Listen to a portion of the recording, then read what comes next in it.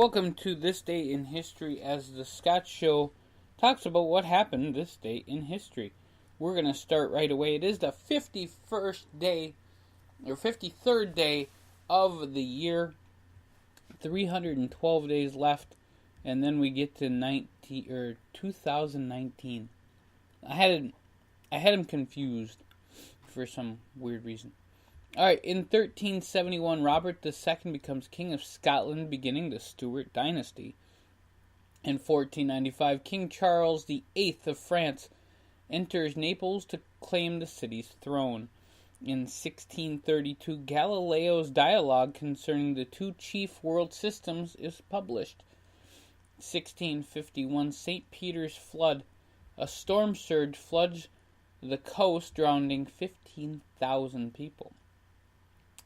In 1744, the War of Austrian Succession, the Battle of Toulon, causes several Royal Navy captains to be court-martialed and the Articles of War to be amended. In 1797, the last invasion of Britain begins in Fishguard, Wales. In 1819, by the Adam-Odense Treaty, Spain sells Florida to the United States for $5 million. In 1821, the Greek War of Independence, Alexander Epiphanes, what a cool name, crosses the Put River and into Danubian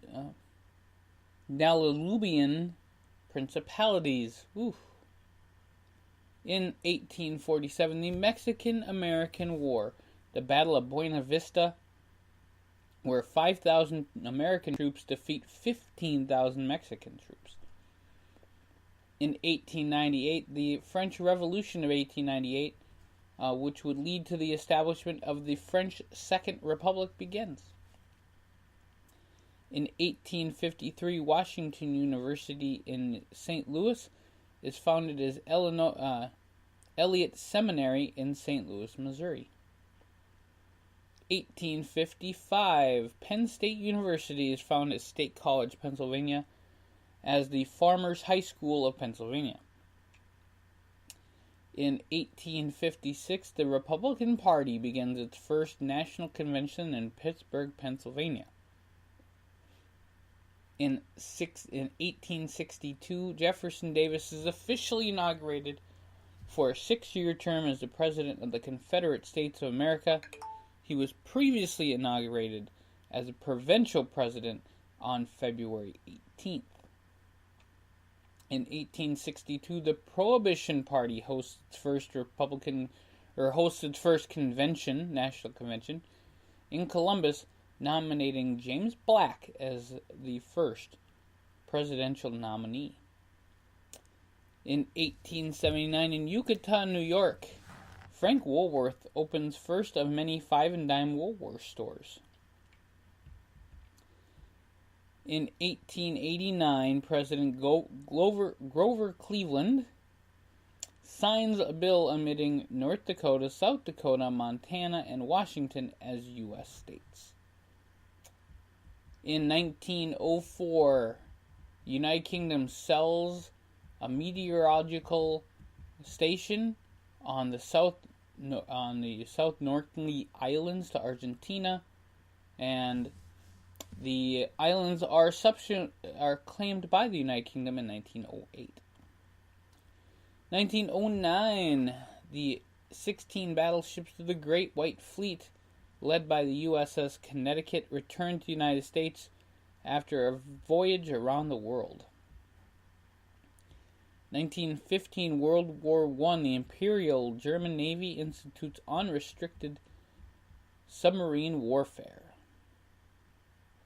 1924, Calvin Coolidge, a U.S. president, becomes the first president to deliver a radio address from the White House. 1942, President Franklin Delano Roosevelt orders General MacArthur out of the Philippines as Japanese victory becomes inevitable. In 1943, members of the White Rose Resistance, Sophie Scholl, Hans Scholl, and Christoph Probst are executed in Nazi Germany. In 1944, World War II, the Soviet Red Army recaptures Voltov-Gog. In 1958, Egypt and Syria join to form the United Arab Republic. 1959, Lee Petty wins the first Daytona 500. In 1972, the official Irish Republican Army detonates a car bomb at Eltershock Barracks, killing 7 and injuring 19 others.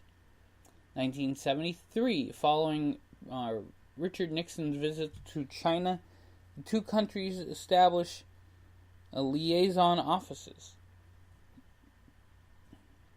1974, Samuel Buck attempts to hijack an aircraft in Baltimore Washington Airport with the intention of crashing it into the White House and assassinate Richard Nixon, but he's killed by police.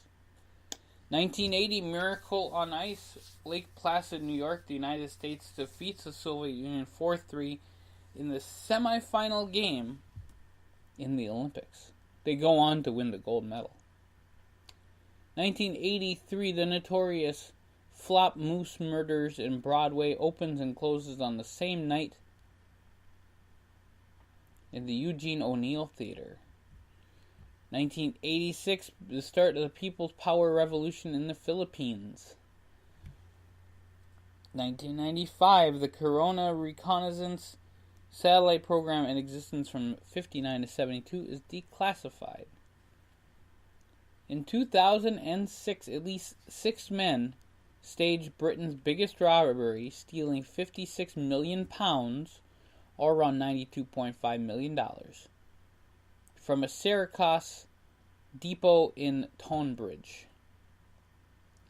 In 2011, New Zealand's second deadliest earthquake strikes Christchurch, killing 185. And in 2018, so this just happened in Montenegro, a man throws a grenade at the embassy of the United States. He dies on the scene from the second explosion. No one else got hurt. So that happened today, and that's just crazy. Alright, so we got some births to talk about. We've got George Washington, first president of the United States. Don Pardo, who was a very famous announcer, announced Saturday Night Live for the longest time. He passed away 4 years ago now, but he would be 100 years old today. The oldest person still living and with us today is Gerald Stern, who is a poet and academic. 1925 is his birthday, so happy birthday to Gerald. Also, happy birthday to Paul Dooley. Happy birthday goes out to Judy Cornwell, very famous for keeping up appearances. It would have been Ted Kennedy's birthday today. Robert Kardashian, it would have been his birthday today, as well as the crocodile hunter Steve Irwin. So hopefully his family does something big in the zoo. Also celebrating their birthday today, Julie Walters, Nigel Planer, a very funny guy from The Young Ones, David Axelrod, Pat LaFontaine, Rachel Dratch, Jerry Ryan, Thomas Jane, Clinton Kelly, James Blunt, and Drew Barrymore. So happy birthday to all of them today. We are going to kind of do that whole thing now where anybody who has passed away, we're going to do their birthday first, and then we'll do people that are celebrating their birthday day that are still with us. So that's how we're going to kind of do that little piece of business. Just got 3 deaths to talk about today, and that is David II, King of Scotland, died this day in history. John Jacob Astor III, also died on this day in history. And Andy Warhol, 1987 that happened. So days to remember, it is Founders Day of the World Organization of the Scout Movement. It's World Thinking Day from the World Organization of Girl Guides and Girl Scouts. It is Celebrity Day from the Church of Scientology. And it is Independence Day for St. Lucia. So you guys have a great rest of your day. Thanks for checking out this date in history. We love all you guys to join us for all of our great shows. We have many, and we will have many more. We'll see you guys very soon. Tomorrow, 200 episode of The Scott Show Wake Up Calls. Check us out at thescottshow.com.